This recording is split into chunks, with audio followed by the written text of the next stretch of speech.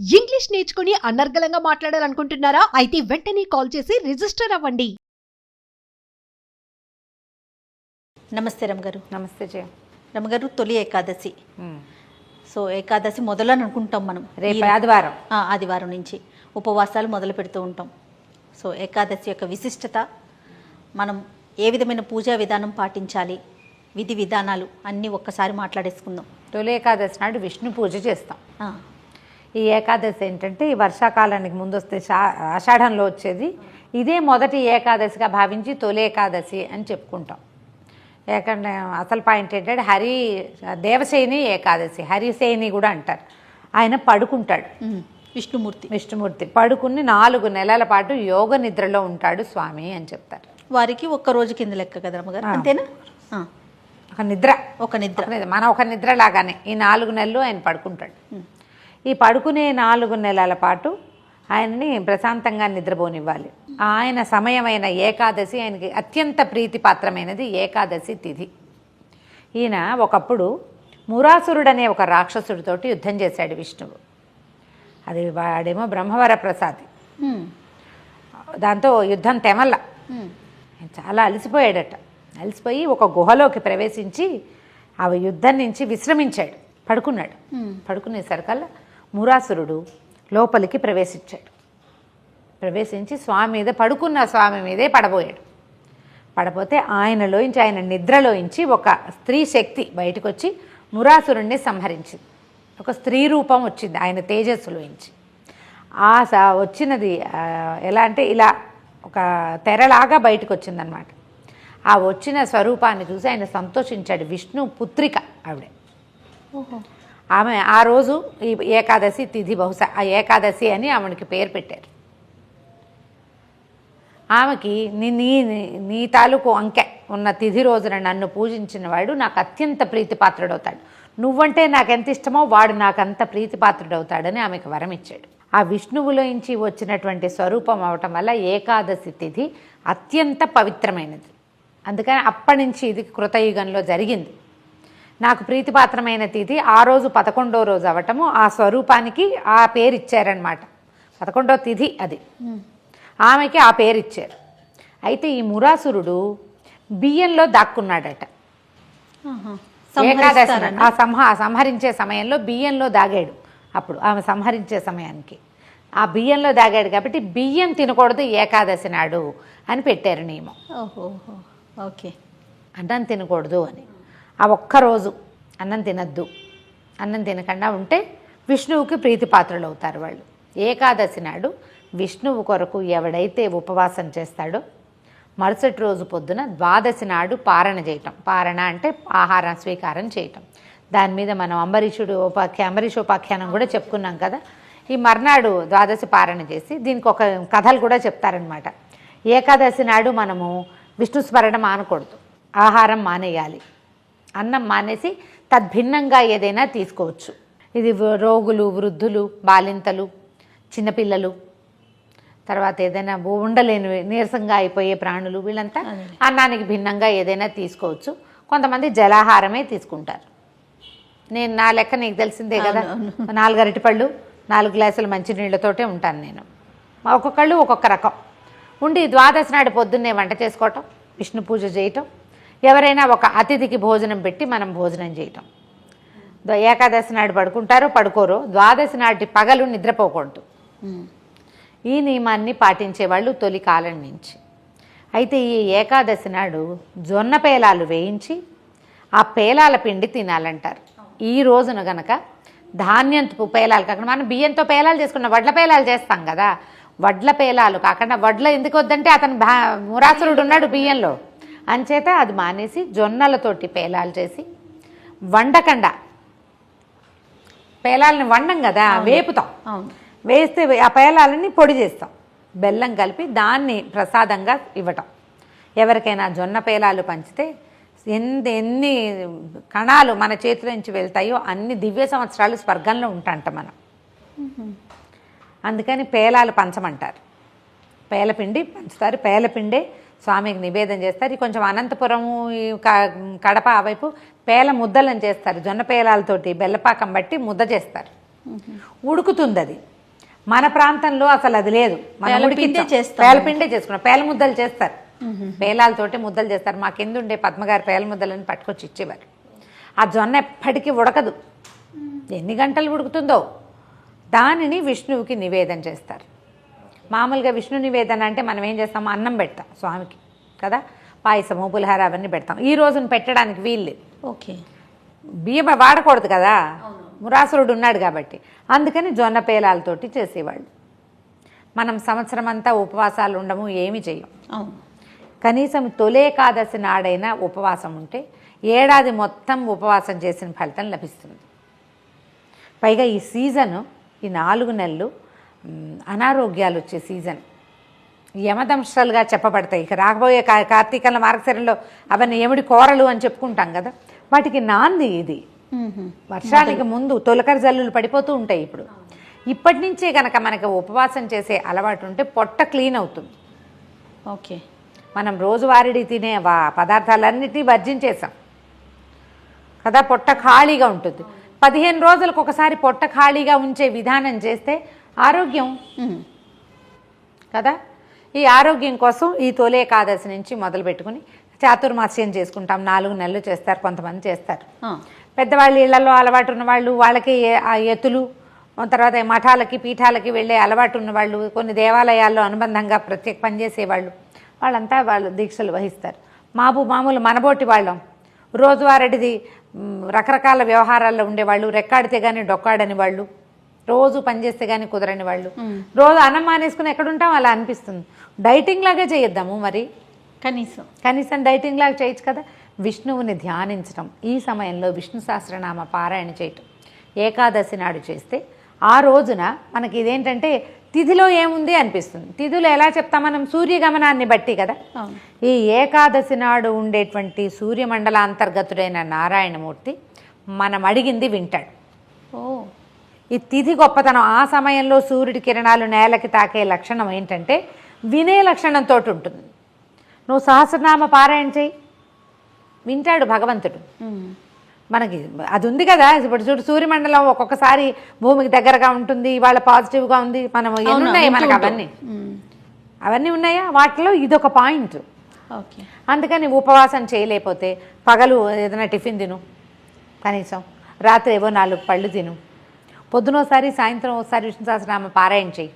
ఈ రోజున ఎవరితోటి పోట్లాడిపోక, దుర్భాషలు ఆడద్దు, అబద్ధాలు ఆడద్దు, ఏ దొంగ పనులు చేయొద్దు. ఈరోజు నీ నియమం నీ బతుకుని కాపాడుతుంది. పెద్దవాళ్ళు మనకి ఇవన్నీ ఎవరు పెట్టారు, మన ముందు ఉన్న ఋషులు కదా. వాళ్ళు ఏమిటంటే దీర్ఘదర్శులు, ముందు కాలాన్ని చూడగలిగేవాళ్ళు.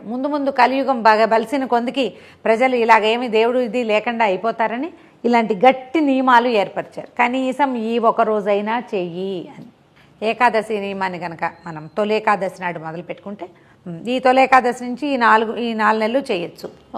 లేదా మళ్ళీ తొలి ఏకాదశి దాకా చేస్తాను అని పెట్టుకో, ఒక సంవత్సరం, నెలకి 2 సార్లు. అద్భుతం కదా, నీకు ఆరోగ్యం బాగుపడుతుంది, బుద్ధి పరిపరి విధాల పోదు. ముందు నీకు తిథుల మీద దృష్టి ఉంటుంది, సూర్యుడి నడక మీద ఒక అవగాహన ఉంటుంది, మంచి చెడు క్రమశిక్షణ, మంచి చెడు తెలుస్తాయి. ఈ రోజు ఇది వాళ్ళ పౌర్ణమి అనే అవగాహన వస్తుంది. నీకు బతుకు ఒక కుదురొస్తుంది. ముందు మనకు కావాల్సింది అదే కదా, అది కదా. కాబట్టి ఇలాంటివి ఏవైనా చాదస్తాలుగా భావించద్దు. చాదస్తం కాదు ఇది, మనకి ఒక క్రమశిక్షణ నేర్చుకునే గట్టి విధానం. దీనికి ఆధ్యాత్మికత జోడించబడింది. నువ్వు అనుకున్నా అనుకోకపోయినా, నీకు నచ్చినా నచ్చకపోయినా, నువ్వు ఒక చోట ఒక నూనె పోసి ఒక దీపం పెడితే వెలుగు వస్తుందా రాదా? 200%. నేను అగ్గిపులు గీయటమే నాకు సరదా, వెలుగు వచ్చినా లేదా నాకు అక్కర్లేదని నీకు అక్కర్లేకపోయినా నలుగురికి దారి చూపిస్తుంది నువ్వు పెట్టిన దీపం. ఇవి మనం చేసేవి ఆ దీపాలు లాంటివి. గీసి ఆర్పేసేది కాదు, వెలిగించాక నువ్వు వెలిగించాక దాని వెలుగు అది ఎక్కడెక్కడ వెళ్ళగలదో అంత దూరము దాని జ్యోతిని బట్టి అది వెళ్ళిపోతూ ఉంటుంది. ఆధ్యాత్మిక జ్యోతి కూడా అలాంటిదే, తెలియక వెలిగించినా కూడా. అవును, అప్పుడప్పుడు అనిపిస్తుంది రమ్మగారు, భారతదేశంలో పుట్టినందుకు మనం ఎంత అదృష్టవంతులు. మన మహర్షులు ఋషులు ఎన్ని అద్భుతమైన విషయాలని చెప్పారు కదా రమ్మగారు. అదే మిగతా దేశాల వాళ్ళకి ఈ అదృష్టం లేదేమో అని అనిపిస్తుంది. మన దాన్ని మనం వదిలిపెట్టేస్తున్నాము. ఎవరైనా చెప్తే దాన్ని చాదస్తంగా భావిస్తున్నాం. పోనీ మళ్ళీ ఇందులో కూడా కొంతమంది ఏం చేస్తారు, ఒక కాంప్లికేటెడ్ చేసేసుకుంటారు, చాదస్తాన్ని పెంచేసుకుంటారు. నీకు ఏ నియమం చెప్పబడిందో అందులో ఉండకుండా పక్కవాడి నియమం ఏదో చూసి అందులో కూడా దూకుదామనిపిస్తుంది. మనకు ఎంతవరకు నియమం ఉందో అంతవరకే చేసి స్వధర్మ నిధనం చేయాలి. ఎవడైనా మీకేం చెప్పబడిందో అది చేయాలి, అది చేసి ముందుకెళ్ళిపోవాలి. పోనీ పక్క వైపు చూసినా అది పూర్తిగా చేయగలమా? చేయలేము. అది కదా సమస్య, చేయలేకపోతాం. ఎందుకంటే మనది కాని దాన్ని మనం భయం వేస్తూ ఉంటుంది కదా, అన్నిటికీ ఇది తప్పేమో అది తప్పేమో అని అనుమానంగా ఉంటుంది. నువ్వేం చేయాలో అది చేయి, నీకు చెప్పబడిన నియమం వరకు చేసుకో, హాయిగా వెళ్ళిపోతావు. ఈజీగా సులువుగా ఉండే ఉపాయాలు తీసుకో, దాన్ని నియమంగా పెట్టుకో, మానేయకుండా. ఏకాదశి నాడు నేను నా నియమం ఒకటే చేయ, పళ్ళు ఏవో నీళ్లు తాగండి అంతే, ఏదైనా ద్రవ పదార్థం తీసుకోండి. ప్రధానమైనది చేస్తున్నారండి మీరు ఇట్లా? చాలా కాలం నుంచి చేయం. అంటే పెళ్లి కాకముందు అప్పుడు లేదు, మా అమ్మ వాళ్ళు ఉండేవాళ్ళు, మమ్మల్ని ఎప్పుడు ఉంచల. పెళ్ళైన తర్వాతే అలవాటు చేసుకున్నాం. మామూలుగా శనివారం రాత్రిపూట భోజనం చేయకపోవటాలు అవి ఉన్నాయి. కానీ ఏకాదశి నియమం, మీరు ఇవాళ తిథి ఏకాదశి అనగానే పొద్దున్నే మూతికి తాళం వేసుకోండి. నేను చెప్పబోయే నియమాలు అవి. ఎవరిని తిట్టద్దు, ఎవరితోటి పోట్లాడద్దు, నా హక్కు అని హక్కు కోసం కూడా పోట్లాడబోకండి. ఖచ్చితంగా దేవాలయానికి వెళ్ళండి. ఏదైనా ఒక విష్ణు సహస్రనామమో, ఒక అష్టోత్తరమో, ఏది కుదిరితే అది, ఓ వెంకటేశ్వర వజ్రకవచమో, విష్ణు సంబంధమైంది ఒక స్తోత్రాన్ని ఖచ్చితంగా కుదిరితే 2 పూట్ల పారాయణ చేసుకొని చదువుకోండి. ఎవరైనా చదువుతుంటే వాళ్ళతో గొంతు కలిపి చదవటం ప్రాక్టీస్ చేయండి. తప్పులుంటే వాటిని సరిదిద్దుకోండి. అంత పెద్దవి మన వల్ల కాదు, చిన్న శ్లోకం తీసుకోండి. శ్రీరామ రామ రామేతి రమే రామే మనోరమే సహస్రనామ తత్తుల్యం రామనామ వరాననే ఖాళీగా ఉన్నంతసేపు అది చదువుకోండి. మీలో వచ్చే మార్పుని మీరే చూస్తారు. మీ జీవితంలో రాబోయే మార్పులకి మీ ఇప్పుడు చదివింది, ఈ చేసిన నియమం పెట్టుకున్నాను చూడు, ఇది ఎలా కారణమవుతుందో మీకు తెలుస్తుంది. రమ్మగారు, ఒక పర్సనల్ క్వశ్చన్. మీరు చాలా సంవత్సరాల నుంచి చేస్తున్నారు కదా, ఆరోగ్యపరంగా అనేది మీకు తెలిసిపోతుంది, ఆధ్యాత్మికంగా మీరు అనుభవిస్తున్నారు కదా, ఏదైనా ఒక ఎక్స్పీరియన్స్ చెప్తారా? నేను ఇది అనుభవించాను జయ, ఈ తొలి ఏకాదశి ఇలా చేయటం వల్ల, తొలి ఏకాదశి రోజు నేను ఉపవాసం ఉండటం వల్ల ఆధ్యాత్మికంగా కానీ ఆరోగ్యపరంగా కానీ మీ ఎక్స్పీరియన్స్ ఏదన్నా ఉందా? జనరల్ ఆరోగ్యాలంటే నాకు జలుబులు అవి పెద్దగా చేయవు. అవును, జలుబు చేసినా పొద్దున ఉంటుంది, మధ్యాహ్నానికి ఉండదు. అవునవును. పొట్ట డిస్టర్బ్ అయితే నేను అన్నం మానేస్తా. తీవ్రంగా ఖాయిలా పడింది, స్టమక్ డిస్టర్బెన్సెస్ వల్ల లేదు. ప్రతి 15 రోజులకి ఒకరోజు ఉపవాసం ఉంటాం. శనివారాలు నేను మామూలుగా రాత్రిపూట కూడా కొంచెమే తింటాను. సాటర్డే నైట్ నేనేం తిన్ను తాగను కూడా చేయ. అవును, సాయంకాలం తాగిన టీ తీసుకోరా, నథింగ్ డూయింగ్, మంచినీళ్ళు తాగుతా అంతే. ఓకే. ఈ మామూలుగా అయితే నా ఏజ్కి నాకు కొంచెం అనారోగ్యం, మా ఇంట్లో ఉన్న మిగిలిన వాటి దృష్టి అందరికి స్టమక్ డిస్టర్బెన్సెస్ ఉన్నాయి మా ఇంట్లో, నాకు చాలా తక్కువ ఉంది. అది ఏకాదశి వల్లనే అనుకుంటా నేను, ఉపవాసం వల్లే. ఏకాదశి అంటే శనివారాలు కూడా ఉన్నాయి కదా, అదే ఉపవాసం వల్లనే. ఖచ్చితంగా ఆధ్యాత్మికంగా చెప్తాను జయ, నేను చిన్నప్పటి నుంచి భక్తురాలని అది కాదు, మామూలుగా అందరి పిల్లలాగానే ఆటకాయితనం అల్లరి అన్నీ ఉన్నాయి నాకు. దీన్ని డెవలప్ చేయడానికి నాకు ఎవ్వరూ గురువు లేరు, ఆధ్యాత్మిక గురువు లేరు. ఇప్పుడు సభాముఖంగా కూడా చెప్పేస్తున్నా అందరికీ, ఇప్పటిదాకా నేను ఎవరినైనా నా గురువుగా భావించినది లేనే లేదు, ఫాలో అయింది లేదు. అందరినీ ఊరికే జస్ట్ వాళ్ళ మాటలు వింటాను కానీ వాళ్ళని గురువుగా భావించి వాళ్ళ మాటలు అన్నీ ఫాలో అవటం, వాళ్ళు ఏది చెప్తే అది చేయాలనుకునే భావన రాలా నాకు. మా పెద్ద బావే నాకు విద్యా గురువు, మంత్ర గురువు కూడా. ఆయనే నాకు అష్టాక్షర ఉపదేశం చేసే బావే. ఆయన మా కాలేజీ ప్రిన్సిపల్ అవ్వటం వల్ల నా చదువు కూడా, మా పెద్ద బావ అంటే నేను బావ అంటే మా అక్క భర్తగా తెలుసు, అర్థమవుతోంది నీకు. నేను పుట్టడానికి కనీసం 15 సంవత్సరాల ముందు మా ఇంటికి వచ్చారు. మా అక్కయ్య పిల్లలు 4 పిల్లల్లో 3 నాకంటే పెద్దవాళ్ళు, మా వారికంటే కూడా పెద్ద. ఆ పెద్దక్కయ్య చాలా పెద్దది కదా, నేను చివరి దాన్ని కదా. మా బావ వచ్చిన తర్వాత మా ఇంటికి మా అక్కయ్య పెళ్ళైన తర్వాత 8-10 ఏళ్లకో పుట్టే నేను. నాకు మా నాన్నగారితో కంటే మా బావతోటి ఎక్కువ చనువు. ఆయన తప్ప నాకు ఇంకో గురువు లేనే లేరు. ఆయన ఆధ్యాత్మిక గురువుగా ఆయన లేడు, జస్ట్ మంత్రోపదేశం చేశాడు మా బావ. నాకు నా అచీవ్మెంట్లని అయ్యో పెద్దబావ లేడే అనుకుంటాను నేను. ఆయన సంతోషిస్తాడని. పెద్దబావ ఎప్పుడో పోయారు మా బావ, నా పెళ్ళికి ముందే. అవునా? సడన్ డెత్, అనారోగ్యం వచ్చిపోయారు అంతే తప్ప నాకు ఆధ్యాత్మిక గురువే లేరు. కానీ నా ఆధ్యాత్మిక ప్రగతికి ఉపవాసాలు కారణమైనాయని భావిస్తాను జయ నేను. మా ఇంట్లో ఏం లేదు, మా అత్తవారింట్లో అంత పెద్దగా వాళ్ళు ఉంటారు కానీ నీ కంపల్షన్ లేదు, చేయవలసిందే అలాంటివి మాకు లేవు. ఓకే. మిగిలిన వాళ్ళు ఎవరు చేయటం లేదు, మాకే ఉంది, మా ఇద్దరికీ ఉంది, మేము పెట్టుకున్నాం అది. ఎప్పుడైనా మనం ఆధ్యాత్మికంగా ముందుకెళ్ళాలంటే ఒట్టిగా చదవటము వినటమే కాదు, చేయటం కూడా 100% అండి చెయ్యాలి. ఏదో ఫాలో అయితేనే కదా చెప్పగలుగుతాం. నేను అలా ఒక సౌందర్యలహరి శ్లోకం తీసుకుంటాను, శుక్రవారాలు ఏదో ఒక శ్లోకం అంటూనే ఉంటాను.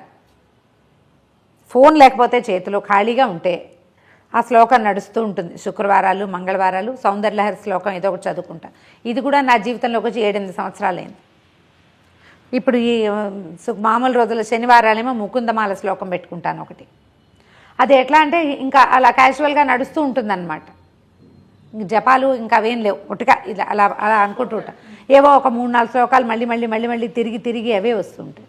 దానివల్ల నేను భగవంతుడికి చేరువవుతున్నాను. ఇప్పుడు నేను ఒక మాట చెప్తే ఎవరైనా వింటున్నారు కదా, అవును, నేను ఒకళ్ళకి నచ్చేలాగా కొన్ని చెప్పగలుగుతున్నాను. లక్షల మంది రమ్మగారు, ఒకరు కాదు కొన్ని లక్షల మంది ఫాలో అవుతున్నారు. నేను కొంతమందికి నచ్చేలా చెప్పగలుగుతున్నాను. కొంతమంది అయినా నా మాటల వల్ల వాళ్ళ జీవితంలో ఏదో ఒక చిన్న మార్పుని ప్రయత్నించగలుగుతున్నారు. వచ్చిందో లేదో ట్రై చేయగలుగుతున్నారు. కొంతమందికి నేను నచ్చుతున్నానంటే ఇది నా ఒకదాని ప్రజ్ఞ కాదు, ఈ ప్రజ్ఞకి ఆధ్యాత్మికమైన ప్రగతి కారణం అవుతుంది. అది ఆ ప్రగతికి కారణము మనం పెట్టుకునేటువంటి నియమం. ఆ నియమాలు వీటి వల్ల వస్తాయి. ఈ నియమం నువ్వో ఏర్పరిచింది కాదు, మన ముందున్న ఋషులు. దాన్ని పాటించడమే ముఖ్యం. అంతే.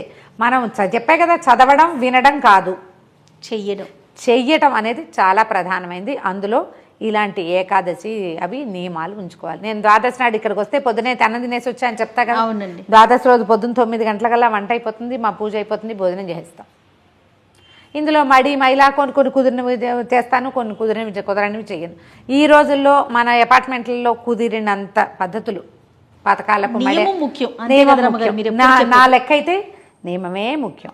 ఏకాదశి నియమం పెట్టుకుని చూడండి, తప్పకుండా. ఇది ఆరోగ్యానికి ఎలా ప్లస్ అవుతుందో మీరు ఎవరిది వాళ్ళకి వచ్చింది నాకు రాలేదనుకోవద్దు. వాళ్ళకి ఏదో ఒకటి వస్తుంది, నీకు ఇంకోటి వస్తుంది. నమస్తే. నమస్తే.